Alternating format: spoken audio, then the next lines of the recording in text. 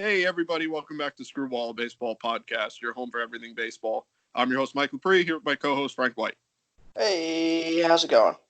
And we're going to continue the theme of player episodes here. We're moving on to an episode, players that we don't like.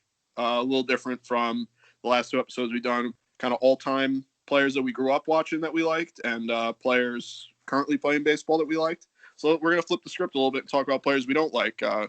Whether it be that we didn't like them on the field, maybe we don't like their personality, maybe we didn't like them in a particular video game, something stupid like that. So just any reason we didn't like them, we're going to talk about it a little bit. I don't know about you, Frank. A lot of the guys on my list were, at least for their time, pretty good. I should mention that we are going to talk about players that are currently playing and players that we did watch. So some of these guys are retired. Some of these guys are still ongoing. So it's a little hodgepodge because we don't hate as many players as we like, I'd like to think. So we kind of mixed it up a little bit. So why don't you, like tradition here at Screwball, why don't you kick us off here, Frank? All right. So the first player that I want to talk about as someone I don't like would be good old-fashioned Clayton Kershaw. Mm. And Clayton Kershaw's had a pretty good career. He's always been one of the top pitchers, and media wise and stuff like that. He's always been talked about highly. But here's a guy who can't win any big games ever. If you look at his career, very very not good in the playoffs. Very troubling. Cardinals beat him up a couple of years. Matt Adams hit the big home run. Recently, he's had a couple decent starts or decent appearances in the playoffs, so he's starting to turn it around a little bit. But if a lot of people consider him such a great pitcher, one of the best pitchers we've seen, one of the best pitchers in baseball in the last 40 years, stuff like that. I don't see it because he can't win a big game. So that always kind of angered me. You can't call somebody great. You can't call him dominant if he can't win a big game. If he can't find a way to win you, even just be okay in the playoffs. Because the playoffs is a different animal. But he's been bad in the playoffs. With a career ERA, in the high 4s, 5s in the playoffs. I mean, it's not good. So it just always kind of, angered me the way they talked about him and the way the media talked about him with his inability to come through in big games. So that's been, my main reason why I don't like him, and, that, and, really not being a Dodgers fan. It's just hard for me to root for him, really. Yeah. I like Clayton Kershaw, but I completely understand why you wouldn't, because in the regular season, especially for quite a few years there, he was so friggin' dominant. I mean, he was like easily one of, if not the best pitcher in the league. And just the fact that it can't translate to the playoffs is frustrating as a fan. And I can see why, the narrative is that he is so good, but if you can't win the big games, what's it for? It makes you think some players that are so good. There's a lot of players that are real good in the regular season. The postseason comes and it's like they just lose their ability. It's just a strange thing. And yeah, I understand why that would make you frustrated for sure. But yeah, I can't really relate too much because I do like Kershaw, but I do get it. So I don't have really anything to add on that. But if you have any final notes, anything else on Kershaw in particular? Yeah, I mean, that's pretty much it. He just doesn't win the big games, and it's hard to be considered a dominant or one of the greatest pitchers if you can't win a game in the playoffs. So yeah, no, I hear you. It's annoying. It's frustrating, especially if I can't imagine being a Dodgers fan and seeing your ace go out there and just struggle mightily in the playoffs. It's probably infuriating. So I've actually got my first player here. I wouldn't necessarily call him like my most hated player or player I dislike the most. He came to mind first for me. He's retired now, although it looks like through some videos, it looked like he was attempting to make some sort of comeback, or I don't even know. He showed some like workout videos. But I'm talking about Manny Ramirez. Here's a guy that if you're not a Red Sox fan, I can't imagine you liked him too much.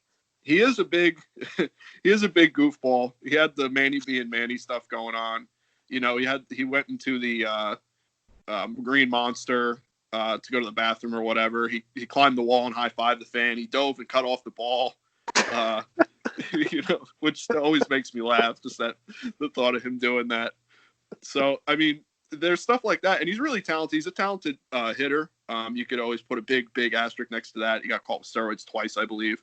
Yeah. So, I mean, you could put a big asterisk next to his talent as far as hitting. But he was a big thorn in the side of Yankee fans, and really probably any team that played the Red Sox for a while. Red Sox for a while there. He was a big problem in the middle of the lineup. Him and Big Papi. But I never really, when he was playing, I never really liked him. I thought he was really cocky. He was just a pain in the ass in the lineup, and I could just never like him. It seemed like he always had a big chip on his shoulder, and man, it's just like I said, if you're not a Red Sox fan, especially being across to the rivals, the Yankees, it was just hard to watch him. I mean, maybe in hindsight, maybe I do think he's a little funny. Some of his highlights are fun, but overall, I never liked Manny Ramirez. I mean, he was just a hard player to like for me personally. Yeah, Manny Ramirez is really I don't like him either. Yeah. You know, cutting that ball off in the outfield, it's unbelievable. I don't know why he ever did that. He cut the ball off and then throws it to the guy that the ball was going to. I mean, I don't understand that. But yeah, high fiving the fan, and Manny Wood when he went to the Dodgers. And Yeah. Yep. I just don't understand. He was such a one-sided player really because he couldn't play defense. No, he couldn't. And really, they just hit him playing him in left field in Fenway because it's about 230 feet to the wall. I don't care what it says on there. That's what it feels like. Yeah. You put a good center fielder out there, and then you have even if you have a decent range shortstop or a decent range third baseman, the left fielder doesn't really have to do anything. Yeah. Anything in front of him, pop-up wise, shortstop and third baseman could get. Anything over his head's off the wall. Yeah. And you don't have to have a strong arm because you're only 200 feet away. So he kind of just got hidden out there. But, yeah, I mean, the guy if you go look at his numbers, I mean, he's got good numbers, but, steroids and some of his other, blunders. It's either you really, really, really like him or you really, really hate him. Yeah. That's pretty much, that's exactly how it was. And if he was on your team, you liked him. If he wasn't on your team, you didn't like him. Yeah. That's pretty much all I got to say with Ramirez. Yeah, that's all I got on him too. Yeah. So the next guy I want to talk about is a past player, and he was okay, but I don't know. I just never liked him. It's Carl Farnsworth. Oh my God. Ugh. And he's a guy that I don't like because one, he always seemed to be on a team. Someone always seemed to sign him. Mm-hmm. And he always seemed to find his way to be like either the closer for that team or the setup man, like the better setup man. Mm-hmm. But he was not good. No, I know. I mean, he blew so many games. Mm. He blew so many games, especially when he went to the Yankees. I was like, why? Why do we have him? Like, if we just want to lose this game, you throw him out there. He was going to lose the game. Yeah. He was so bad, but he always found a way to be on a team and be in an important role. It never made sense to me. Yep. Now, I'll never forget that time we were watching the Rays. He played for the Rays, and we're losing. Me and you watched like the whole game, and we're losing. I said, all right, just get it to the point where Farnsworth comes in and try closing the game. We're going to win. Here comes Farnsworth. We won this game. Fuck. 3 batters later, bang, boom, boom, game was over. Yankees walked it off. I said, there you go. Yeah. I mean, it wasn't hard. It wasn't hard. He knew it was coming. But I mean, he had a decent career. He's like I said, he survived a long time. Yeah. 12, 13 years, 14 years, something like that. He was a big guy too. Big. I think he played like football or something, and he had that one fight where he ran off the mound and just like speared the guy off the mound. I mean, the guy was big and he was crazy, but yeah, he just wasn't a good pitcher for being like a late situation pitcher. But he always seemed to find his way there. It just didn't make sense to me. Yeah. And then playing for the Yankees and being not good, it doesn't help, my case for him. But I do like to laugh about it, just the stories I have with him. And he's kind of like I don't want to say he's a joke because, like I said, he had a formidable career, lasted a long time. And congratulations to that, But, in our circle, it's just kind of, it's just kind of funny, funny thing we do, we talk about Farnsworth, but yeah, I don't want to beat up anyone's career or anything, but he had a nice career and just I definitely wasn't a fan of him. That's all. Yeah, no, I really wasn't either. Me and you both kind of felt the same way about him. Like, oh, here he comes to blow the game. Yeah. I mean, it's obviously hyperbolic because he he did stick around. I don't know how many career years he had, but he did always seem to find himself in the back end of a bullpen, closing out games or setting up games for the closer. It always struck me as like a high 3.4 ERA guy that was just kind of like serviceable, but never really dominant. I never felt, he probably did have some dominant years, but I don't know. But I think we both feel the same way about Farnsworth, so no need to keep beating up on him. So I'll move on to my next guy here. I got a current player here for us. I know for a fact neither of us like him. Carlos Correa. Here's a guy who I actually saw get drafted. Really high potential guy, and I'd say he's worked out well for the Astros. He's got a lot of talent, and for a shortstop, he's got good defense, got a good bat. He brings life to the Astros team. If you're an Astros fan, I'm sure you love him. But let's be honest here. It gets the guy similar to Manny, where you look from the opposite end of whatever other team he's playing, especially now us being Yankee fans, seeing that how many playoff series now. He seems to be a really cocky, outspoken, chip on his shoulder kind of guy. And it's, you could argue that he can maybe back it up with his play, but I mean, I always thought that was kind of a little bit of a shallow argument, but it didn't help either with the cheating scandal. I think he had multiple interviews where it seemed like he never had the right thing to say. He seemed like he was, instead of admitting, hey, we messed up, we'll move on from here, or just kind of saying the regular PR stuff, he seemed to almost double down and attack other players for criticizing them. It was weird.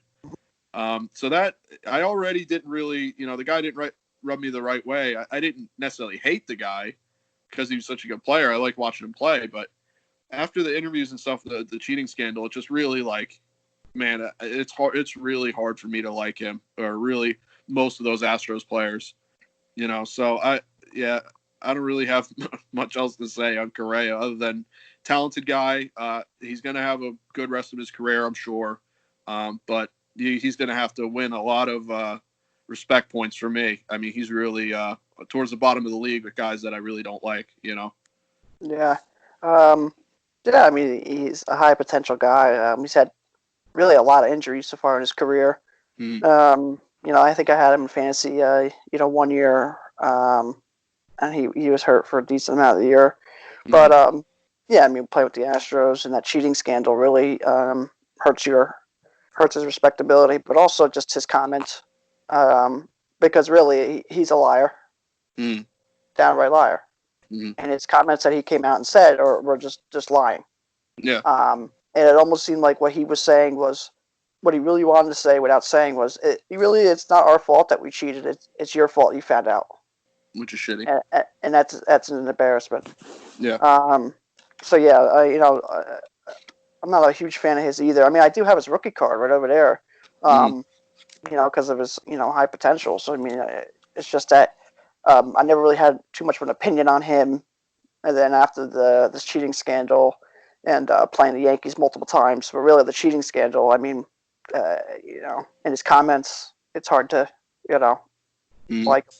But for the most part, before this last year or 2 years, I was probably really kind of neutral on him. I didn't really care for him. But after this, it's really turned me against him as well. But that's pretty much it. All I got to say about Correa.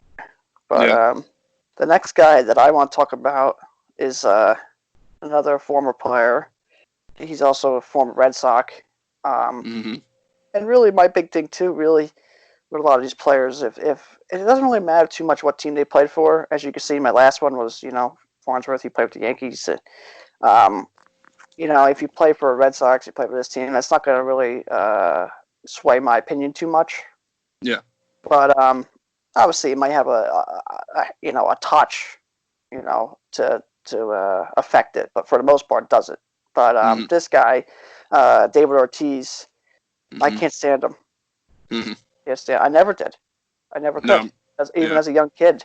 I always, playing against the Yankees, obviously as a young kid, really kind of turned me against them at that point. But actually going a little older, 6, 7, 8 years old, when you start kind of learning what's going on, I just never liked him. Steroid thing came out. He got kind of accused of steroids, and then everyone kind of forgot that. Yeah. No one really cared about that. here's a guy that's the most one-sided player in all baseball. Oh yeah, I think he's terrible defensively. If he even played defense, he had a game at first base where he had 0 putouts. I mean, that's, you know, that's insane. I think if you add his numbers up, I think he's played like 2 full seasons of the field in his whole career. But people love him. People love him. I don't know. I don't see it. All it was one side. I think playing at Fenway increased his numbers dramatically. No one talks about that. Only talk about Colorado affected people's numbers. Don't talk about Fenway affected people's numbers. Mm-hmm. Really, he wasn't a great player at all. Playing for Minnesota when he first came up, not a great fielder. Obviously, not a great base runner. Not a good anything other than hitting. Mm-hmm. Like I said, I think his numbers definitely were increased by playing at Fenway. But I think he's a guy who just no one looks into his his bad sides or his bad traits, and being accused of steroids, no one cares about. Saying Edgar Martinez can't get into the Hall of Fame for a while there because he DH'd too much, but then everyone's going to vote for this guy's first ballot, and all this guy did was DH. And really, he's not even the best DH of all time. Mm-hmm. He's not even, I don't think he's not the best DH. He's not agree. even close. Edgar Martinez is the best DH of all time. He has the award named after him, so he's the best. There you go. Yes, just not a big Poppy fan. He did have a great speech for Boston after their incident, the Boston bombings. It was a great moment. So I mean that's good for him. Recently, he had his field or offset issues. If you want to really look into that, there's definitely some interesting information there about a possible scandal and what could have happened. I've looked into it. I don't want to go into it too much, but if you really look into it, and if that information ever was completely proven, could be another reason why you might not like him, because there's definitely some questionable information there. But just overall, never really liked him. As a young kid, I used to peg him in video games all the time because I just couldn't stand him. But that's pretty much all I got to say about him. Yeah, he kind of goes hand in hand with Manny Ramirez here. I talked about a little earlier. It was kind of like if you weren't a Red Sox fan, man, I can't. Not until later on in Ortiz's career, did I know many people really that were like, oh man, David Ortiz, he's great for the game and all that stuff. He was kind of, like I said with Manny Ramirez, kind of like if you're a Red Sox fan, you love him, and I get that. He's kind of a rah-rah guy for them. He was in the middle of that lineup forever. But if you weren't a Red Sox fan, I can't imagine you liked Ortiz too much. Like I said, until later in his career, these guys get kind of their farewell tours and all that stuff. And I know your argument is consistent. It's not just a Red Sox thing, too. Because I know that you have, I wouldn't say you dislike, but you have the same criticisms of Derek Jeter, who is just about Mr. Yankee. A guy who defensively is questionable at best. I think I think the other day, I think he was like negative 257 runs saved in his career, and he was a 5-time Gold Glover. And then you had someone like Cal Ripken, who they were comparing him, and I think he was like 150 runs saved in his career. He only had 2 Gold Gloves, so it's so yeah, because like I said, your argument is consistent. I know that for a fact. It's not just a Red Sox thing. It's great that Derek Jeter had almost 3,500 hits. I mean, he was a great hitter. Ortiz, good hitter. I mean, you could maybe put a little asterisk next to it with the steroid thing, but he was a great hitter. You can't take that away from him. But sometimes putting these guys on the mantle and saying that they had no flaws when clearly that, Ortiz couldn't run, he couldn't field. He could hit, great, but, sometimes it's put stuff in perspective, and I get that. And just in general, I mean, he was just sometimes really, really hard to like, him bashing the phone at Baltimore and antics like that, and kind of showing up the umpire sometimes. Yeah, I totally get it. I'm not a big Ortiz guy either. But moving on here, I got another former player myself here, and this guy, I don't even know if I'm going to be able to bring up any points that anyone hasn't brought up yet, because this is probably almost public enemy number 1 next to A-Rod, but this is Barry Bonds. I don't think me or Frank are a big fan of this guy. We're a big fan of this guy, I should say. I don't necessarily hate Barry Bonds. I thought that he was a really, really talented player. And that's before all the steroid stuff came out. It's actually kind of a shame that the guy could have been like an all-time great, without a doubt. And now it's just he's tainted the all-time home run record. He tainted the single season home run record. It's almost, I don't even know if that's even attainable anymore. It just kind of ruined those records forever, and there's going to be an asterisk forever next to it. And this is a guy that, if you support the steroid stuff and you say, hey, it should all be in the Hall of Fame, it's just part of the history of baseball and it is what it is, then you probably don't have a problem with Barry Bonds. But I have an issue with steroids, at least, an egregious breaking of the rules of steroids. It was it was obvious with him. I don't necessarily think that anyone is beyond redemption. Like I said, with my favorite player being Jason Giambi, I don't think anyone is beyond redemption. But I mean, when it's so bad, like Barry Bonds, I mean, he's a hard guy to like. Yeah, Barry Bonds, really his whole career, I think he was listed as like the best. Coming up through the Pirate system, he always had this mantra around him, or this cockiness around him. Even in like the '90s, when that really wasn't a big thing, like he was the best. There's a video, if you go to look it up, when Jim Leland, the coach of the Pirates at the time, lays into Barry Bonds as a young kid, just because Bonds kind of had that, like, this is I'm the best kind of thing. And he was definitely one of the better guys. The only guy to be in the 500 home run, 500 stolen base club. Yeah. I think with the late '90s into the early 2000s, him not being in that home run chase, ironically enough, went to his head. Just go look at the size of that. He had to get into that home run chase, I think. Yeah. And that's why he really jumped on the steroid thing. Also because if you think about it, how could you hit that many home runs and be playing at San Francisco? Because that's a very bad hitter's ballpark with the way the wind blows off the water and the way it's real cold, and the ball just doesn't jump out of there, especially right center's huge. So, I mean, it doesn't make much sense. But I believe at some point the steroid guy should be in the Hall of Fame. Mm. I really do, because it was really just a mistake on everyone's part. Baseball, government, players, coaches, trainers. I mean, everybody. Everything kind of fell apart there. And they were huge for baseball for a while there. I stand by Mark McGwire saving baseball. Yeah. I'll stand by that. Him and Sosa, but I'll stand by that. McGwire really saved baseball. Mm-hmm. So, I mean, I think steroids at some point is going to get into the Hall of Fame. It's going to be weird to see it. It's going to be weird to see how they're going to put them in. I believe they should just put all those guys into maybe a whole category in the Hall of Fame, which is the steroid era. And all the players who played in the steroid era go into that thing.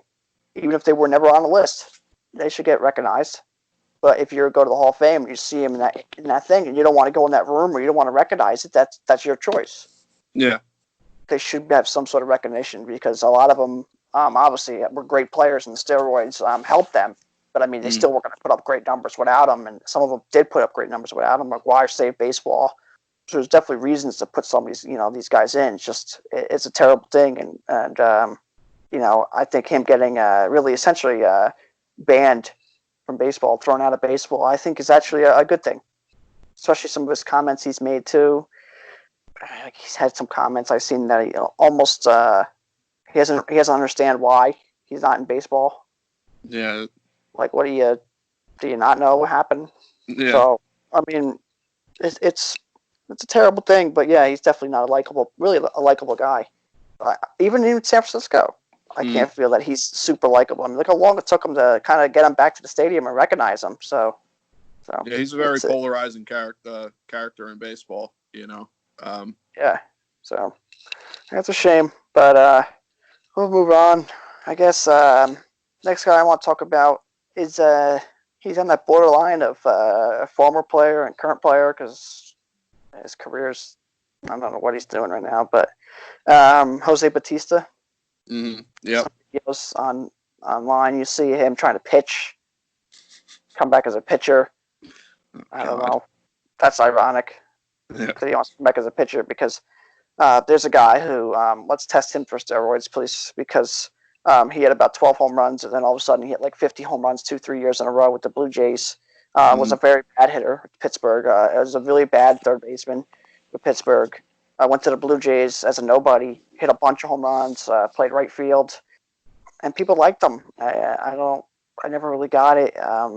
After, especially with that bat flip, the inventor or the originator, or not really the originator or inventor, because there's been bat flips before, but really the jumping off point for the craze of the bat Yeah. flip. I would, as somebody who likes the game more traditional, not a fan of those guys, the flashy players or the bat flip guys.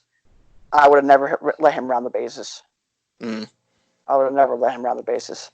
I think there should have been a fight on the field, on the bases. After he did, I don't think he should have even got to first base.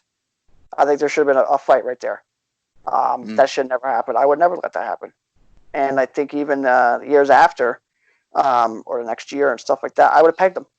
Every at bat of a series, I would have pegged him. That's just the way it would have been. You don't do that. And the way he showed up players for a mediocre player himself, to show up another player like that, is just it's not right. I don't like it.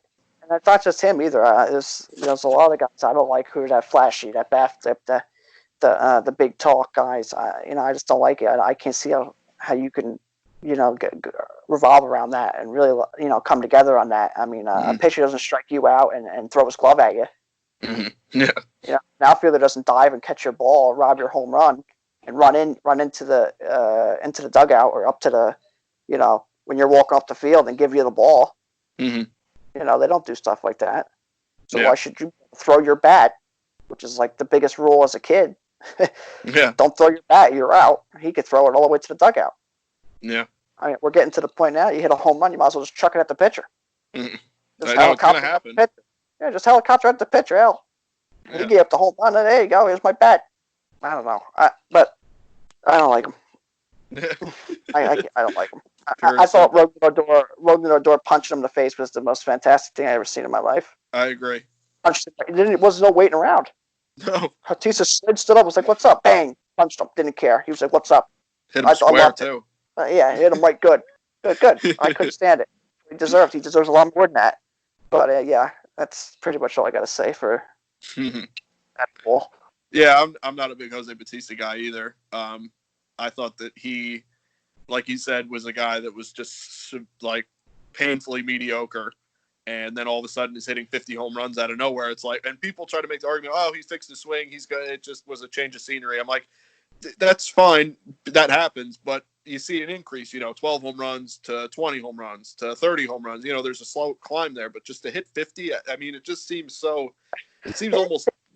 Yeah, and change your swing. And then you literally went from Pittsburgh, PNC Park, to Toronto. Toronto's not a bad hitter's park, don't get me wrong, but PNC is a great hitter's park. Yeah.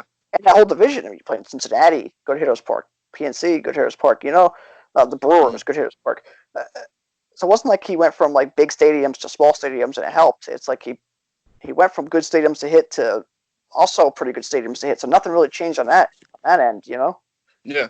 No, I never liked the guy. I thought that I'm with you. I know it's an underrated or a like kind of a hot take that we don't like the bat flipping and the flashiness. I just think that if you're going to throw the bat like that, you should expect to worry if you're going to get hit next at bat if you're against the same pitcher or just the same team. If you're going to throw the bat like that, you should be ready to have a ball thrown at you or hit you in the back or And you should have and there should be no disagreement. There should be like, oh, why'd you peg me? Why'd you flip the bat? Yeah.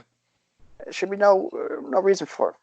Yeah, it's a strange thing in the game. I still don't really understand it. I don't mind some like kind of pimping the home run. I don't mind it that much. It depends on what it is. It's all kind of case by case basis. But some of these guys just about throw the bat like at the dug. It's and he kind of started all that stuff. So I know I'm right there with you. I'm not really a big Jose Batista guy at all. I never was. No. Here's a guy who's a current player. Moving on to my next guy. Current player. Switching up a little here. I know that you're not a big fan of him either. Justin Verlander. And this is not because I'm not attacking the Astros here. I never liked Verlander, straight up. Nope, me either.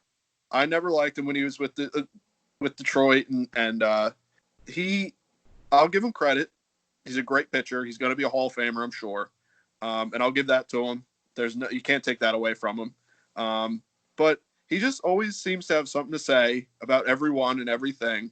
And then now here he is in the middle of a scandal that he surely knew about, and you can't say participated in it because he's not a hitter, but still, he actively knew about it, could have done something about it, and he didn't. And he's a leader on that team. He could have, he could have said something or made some sort of change. But here he is now, the guy that has always something to say about everyone and everything else in baseball.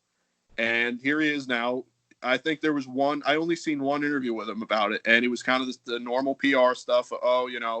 We're here to play baseball. Let's get back on the field, blah, blah, blah. The whole it's like there's like a PR guy wrote it for him. It didn't feel genuine. He doesn't come off humble at all. He knows who he is.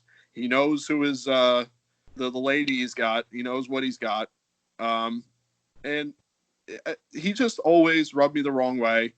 I never liked his cockiness. I guess maybe too, he kind of kills the Yankees sometimes. Maybe that has something to do with it. But I can't imagine anyone that, if he's not on your team, I can't imagine you like him too much. I mean, he's always got something to say. I just, and like I said, it's not an Astros. It's not because he's on the Astros. It's on, he has had a pretty long career now. He's getting into his upper 30s now. He's been around a while.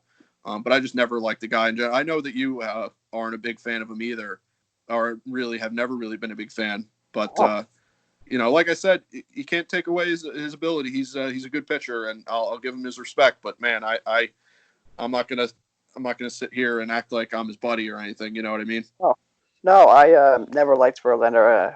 Pitching for the Tigers. Yeah, I never really liked him. I don't know really where it ever started. I just never really liked him. And then as his career progressed, and I just each year just progressively could never root for him. And then going to the Astros and then be part of the cheating. As a guy who always called everybody out for their cheating and steroids and stuff like that, and then to be, one of the I think really one of the ringleaders, because he is one of the leaders of that team. Mm-hmm. So to be involved in such a big cheating scandal that rocked baseball and could alter baseball for 20, 25 years to come, mm-hmm. and you have nothing to say, you have nothing, you haven't heard a word from him. And then have that Baseball Writers Association Awards show. He gets an award and then goes up there and makes a joke about it. That's good. Yeah, that's an embarrassment. And there's a guy who's lucky. I think he's not in the National League, because as a pitcher, would get up to the bat, would get pegged. Oh yeah.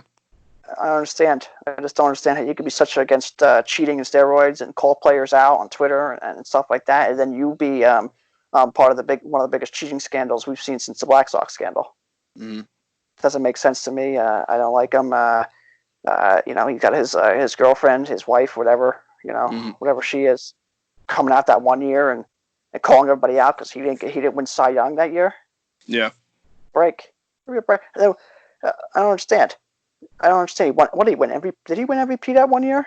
Yeah, he did. 2011. How many games did he play in that year? Listen, 36, I believe. Yeah, probably. They get 36 starts or 37 starts that year. Yeah. And he was the most valuable player.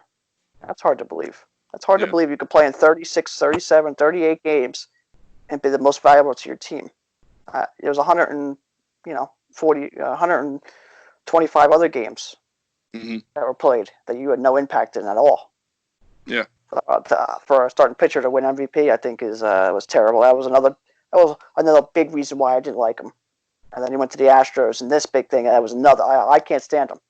Mm. But really, him winning MVP was a real big jumping off for me. I can't stand a starting pitcher winning MVP. It doesn't make sense to me. I'm pretty sure. Especially when you have a Cy Young award, that's the pitcher MVP. It doesn't make sense. And I just want to point out, I'm pretty sure this is another argument of yours that's consistent, because I'm pretty sure Kershaw won an MVP award at some point in his career. So I think your arguments are consistent here. Yeah, and it's always been like this. It's been like this ever since before we did this podcast, and it's been like this forever. So these are my arguments. I don't agree with it, and but enough about him. His whatever. But yeah, he has a good career, good numbers. I had him on my fantasy team last year. Don't get me wrong, I'm not stupid. Yeah. He's gonna put up good numbers. I'll draft him, but I'm not gonna like him. I'm not even gonna.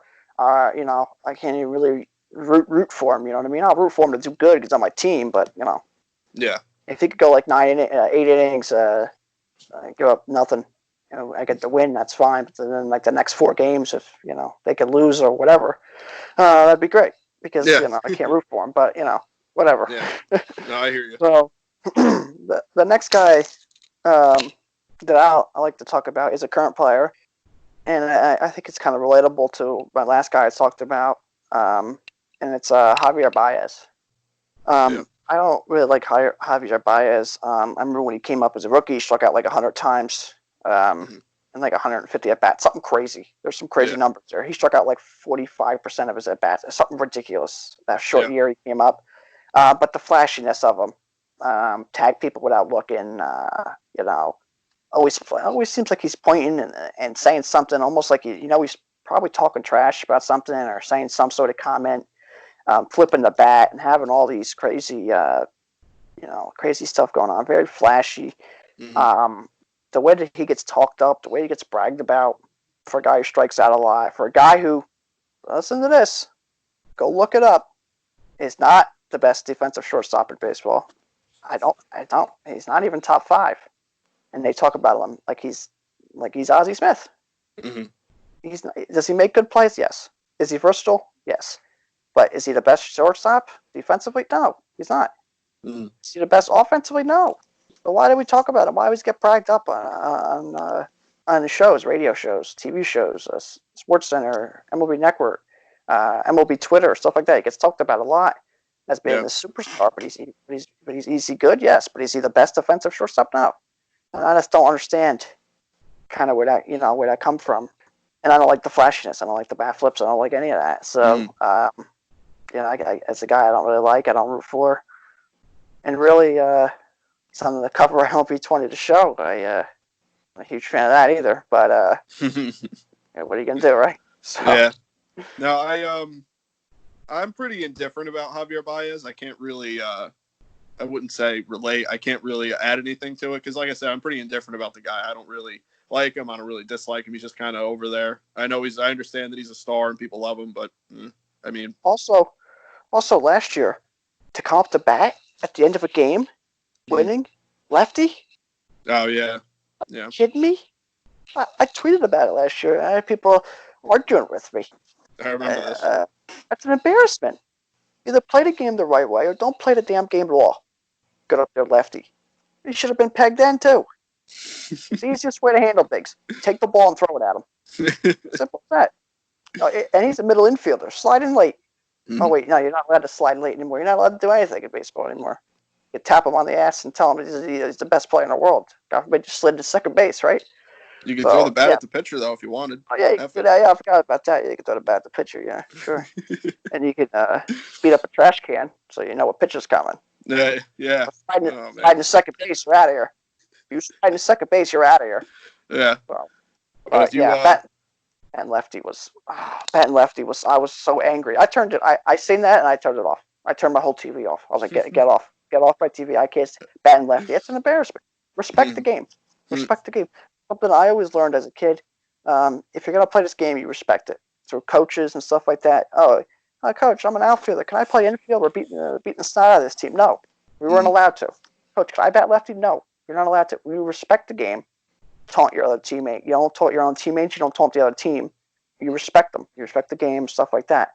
For him to do that at the major league level in a major league game, obviously, so much impact on the coming years and on season stuff. Anything was very angry and aggravating to me. Another big reason why I don't like him. Yeah, it is. You're an example, especially when he's a big star like that. You're an example for the league and for younger people watching, and it's just not right. Yeah, I agree with you. It's just respect the game and respect your opponent, and respect yourself. I guess you could say too. Going up there lefty, it's weird. Like I said though, I kind of he's just kind of out there in Chicago. I'm not really big on him, but I'm not really like he's just like I said, I'm indifferent. I got a few guys here that actually left. My last 4 guys, I didn't even realize this until now, but they're all relievers. Some current, some former. Just some quick notes about some of these guys. But my first guy that I want to talk about is Ken Giles, current player. He's a pretty good reliever. He's had ups and downs. he's serviceable, I guess you could say. He's no premier closer by any stretch of the He had a really, imagination. really good year last year. Yeah, and he had I believe he had a really good year with the Phillies. I can't remember how many years ago now, but he was really, really good. But yeah, he's been, yeah, he's been up and down though. He's been around the league now for a little bit. He's just, there's something about his demeanor. I get intensity on the mound, I get it, and that's fine. But it seems like rather than intensity, it seems like he almost wants to hurt someone on the other team, or he seems like he's trying to show off. He kind of like you said with the flashy players. What's that? Hurt himself. Remember, he punched himself in the face. Yeah, maniac. I can't understand that one, but yeah, he just rubs me the wrong way. I'm not really big on the guy. I don't think that with that almost big snarl he's got on the mound, I feel like he doesn't have the talent to back it up, if that makes sense. I mean, well, he's talented, but I don't think he's this superstar guy that can really strike fear into a team. He doesn't, when he comes out of the bullpen, I'm not really scared when he's in the game. And I think he's got this seemingly big chip on his shoulder, and I just never really liked Ken Giles. I don't have much to say else about him. I just never really been a fan. Yeah, I mean, me personally, I never really cared too much for cared about Ken Giles too much. I was kind of neutral on him. Watching him punch himself in the face that day was pretty crazy. I always thought of him as a kind of like a poor man's Papelbon or a poor man's Craig Kimbrell. Yeah. Kind of got that stance, that wind up, that intensity, but really never had that, that prime, that 6, 7, 8 years dominance. He might get it. Who knows? But for the most part, I'm it's kind of neutral on him. Not much to say about Ken Giles. But the next guy I want to talk about is here's a weird guy. I think the main reason I don't like him is because MVP Baseball 2003 for PS2, Randy Johnson and Miguel Tejada on the cover. Go look it up. Fantastic game. As a kid, I was about 7 years old playing, 6 or 7 years old playing that game. Using the Yankees, playing against the Red Sox. I always had to face Tim Wakefield. And as a kid, I couldn't hit that knuckleball. As a young kid, so I used to just trade for him and then send him to the minors. So no one had him. And so you couldn't face him. So I couldn't face his stupid knuckleball. That's the reason I don't like him. Other than that, I mean, there's not really much to it. I could stand face that stupid knuckleball. As a kid, I could never hit it. Well, Aaron Boone was looking out for you. Put it that way. Yeah, get the home run off him. Yeah, I could never really hit it. So I just never liked him. Never like super rooted against him. I mean, we played the Red Sox, so I never wanted him to go out there and play great. But other than really that video game instance, and even the next year or so, until I got a little older and could do a little bit more. But as a younger kid, I couldn't hit it, so I just I couldn't stand him. Yeah, I understand. I'm not a big Wakefield guy. In the video games, any knuckleball is just a pain in the ass. But like you said, I'm not really, I'm pretty neutral on Wakefield. I never really hated him, never really liked him. He was on the Red Sox, so obviously it was there was a dislike there. But yeah, facing the knuckleball in the video game is a pain in the butt. So yeah, I get that. A 6-year-old. Yeah. You're like, what the hell? Yeah. All right, so my next guy here, keeping with the relievers that I got. This guy, I don't know, is he technically still, he's kind of on that bubble of a current player. He's getting old now. Fernando Rodney. He's very old. He's like 44 or something like that. I can't believe he's still pitching. Is he on the Nationals still, or is he a free agent now? I don't know. I'm not sure where he is. I didn't look it up. He might be playing with Arizona or something. That wouldn't surprise me. Sounds like a team he'd be on. So my dislike for him has kind of waned over the years because he's just kind of not been on my radar, and he hasn't really been all that great. But when he was really like hitting his stride, and he had that like ridiculous like 1 ERA year, whatever, he broke the record for lowest ERA, I think, something like that. And he was on the Rays, so we saw him an awful lot as Yankee fans. I hated his cockiness on the mound.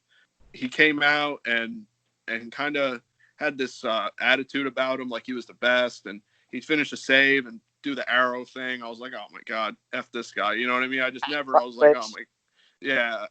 He just, at sideways. Yeah. it's his whole demeanor I didn't like.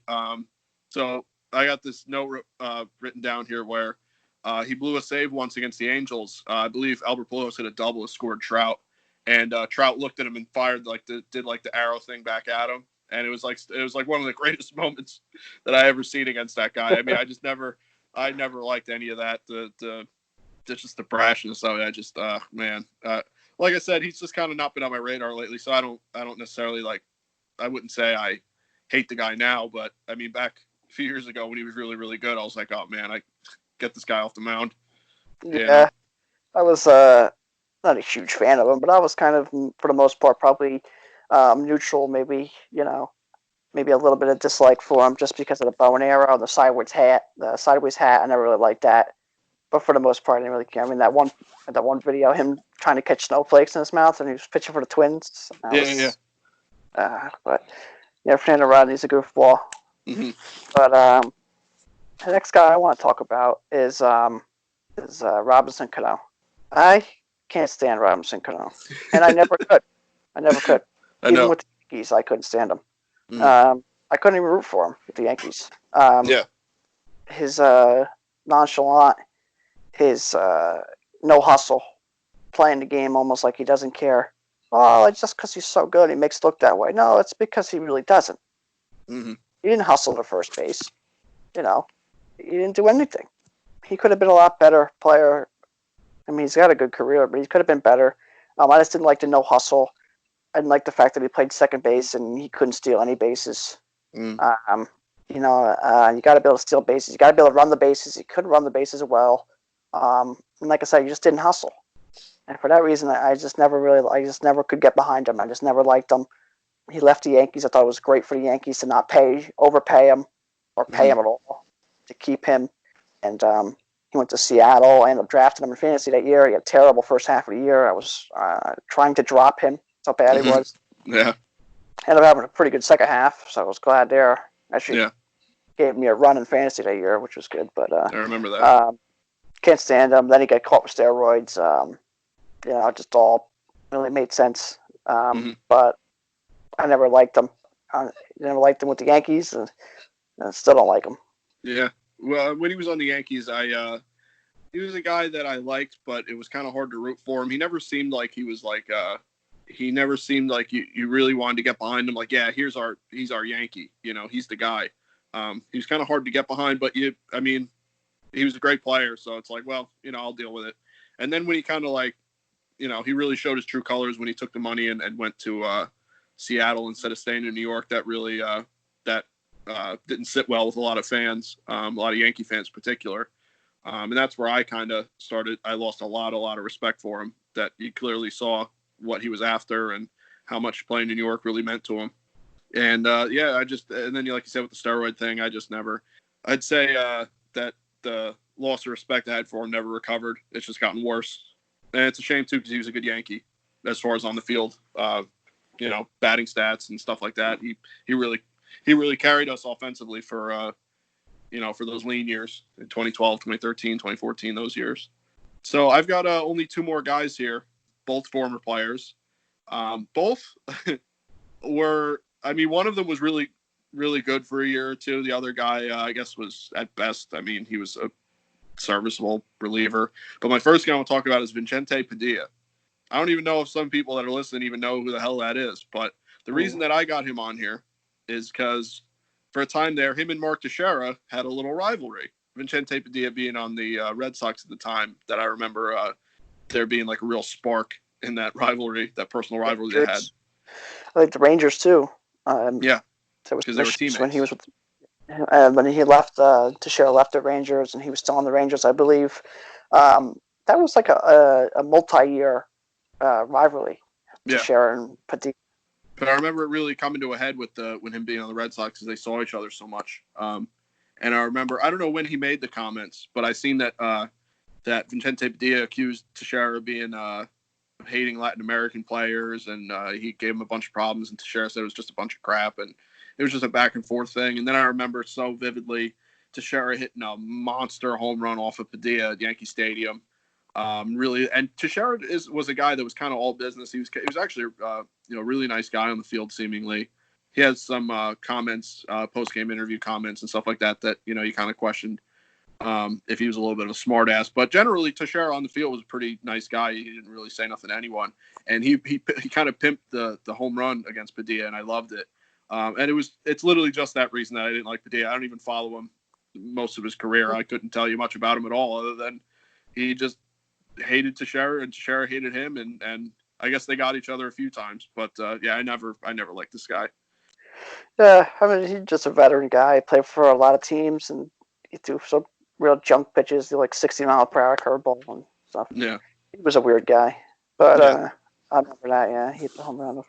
But the next guy, I think the one I really want to go into, I think is John Lester. Okay.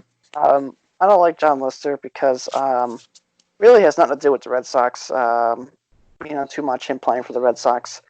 It really has to do with him not being able to throw the ball to first base.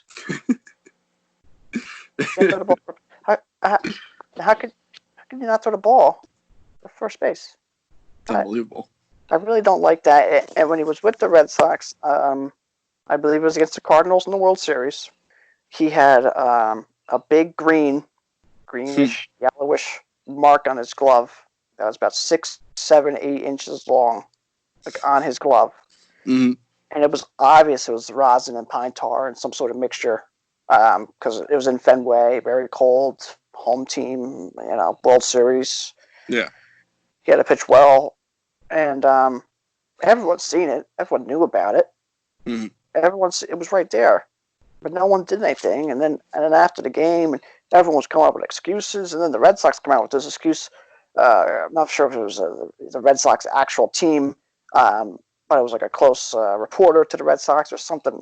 I'd have to look it up again. That it was it was a booger. Mm-hmm. That it was a booger. Are you kidding me? It was like 6 inches long. If you had a booger that big on your glove, you'd never have snot in your nose for the rest of your life. It was unbelievable. So I was like, it's right there. You're cheating. It's unbelievable. It was almost like the Kenny Rogers with the Tigers. Everyone kind of knew he was cheating, but no one actually really denied that he was cheating. Yeah. Just never got trouble for it. But the Red Sox, like Red Sox fans and reporters and stuff were like, oh yeah, it was just this, it was this, it wasn't cheating, it was this, it was this. I was like, what are you kidding me? It's right there. Stupid. Oh, it's a booger. It's a booger. Yeah.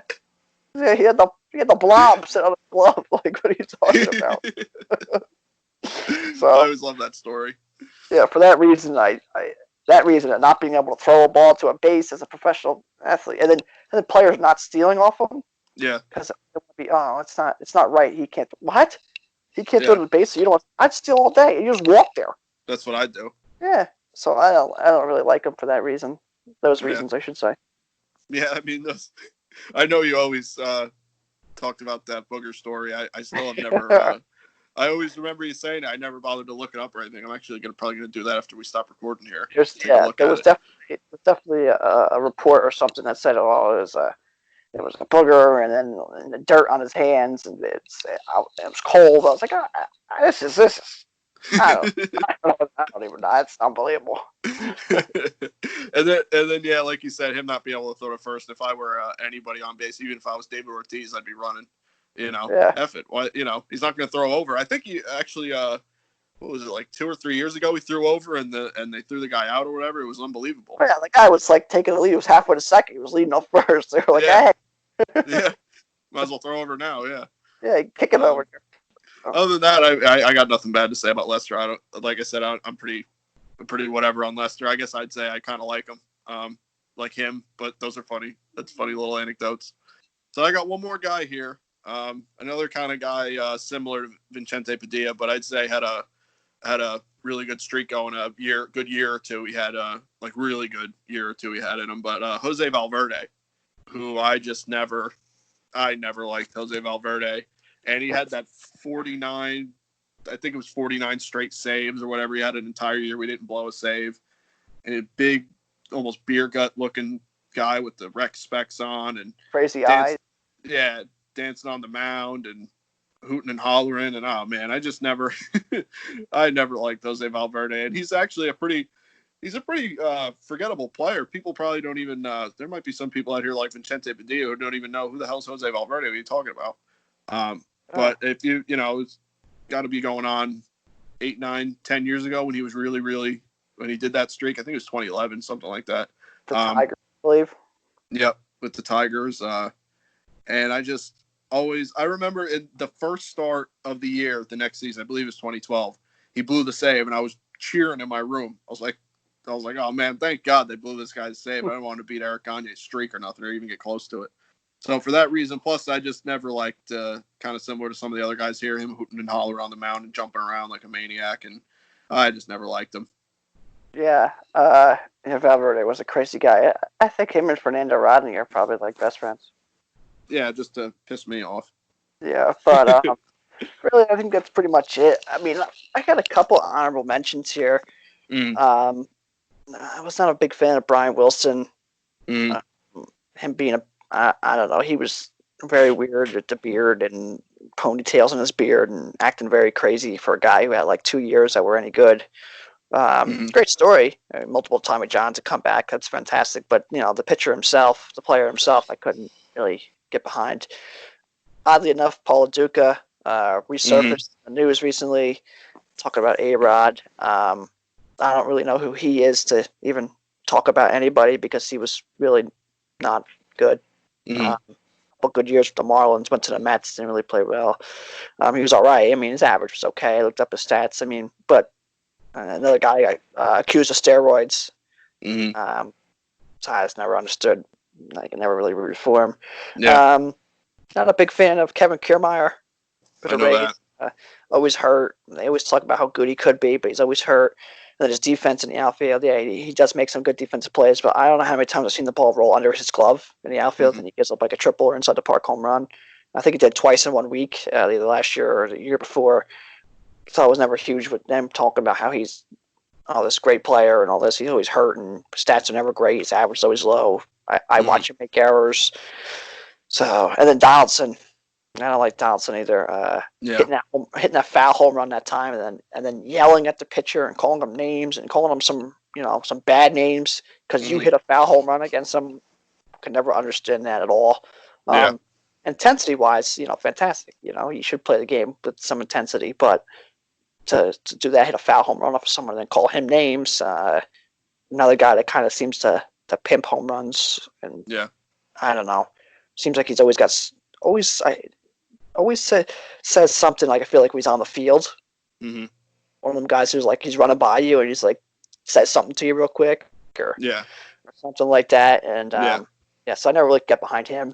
I mean, other than that, I don't really have any other names. I don't really want to go into have like a big list of nothing. There's just some other guys I thought of that I'm not a huge fan of. But other than that, I mean, I'm sure there's other ones out there. For some funny reasons, for some real reasons, for whatever. But for the most part, I think that that's all I want to mention. You went through a few good ones yourself. And a lot of these guys had good careers. They had good numbers. They had good years. We don't want to bash anyone's career. I mean, they played Major League Baseball for a certain amount of years. I mean, that's an unbelievable milestone. But just in our personal opinions and for our experiences and stuff, it's just funny reasons or certain reasons why we don't like these guys. Yeah, I agree. I don't have any honorable mentions here for myself, and like you said, I'm sure there's more that we're missing.